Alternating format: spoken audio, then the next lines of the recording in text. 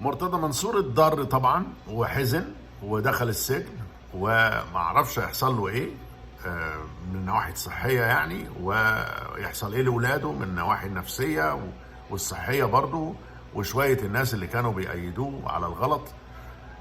القضيه بتاعت انا كزملكاوي ماليش دعوه بمرتضى منصور، مفيش بيني وبينه كشخص اي شيء، لا بكرهه ولا بحبه.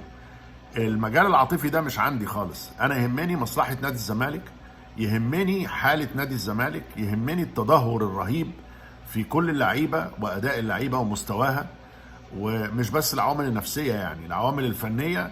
في لعيبة ما تصلحش تلعب في الزمالك، وفي لعيبة يعني اثبتت فشلها، وفي لعيبة مظلومة محتاجة تاخد فرصتها. فإن شاء الله نبدأ بداية جديدة مع رئيس نادي يكون راجل خلفيته رياضية بإذن الله، زي ما أنا قلت من 4 سنين.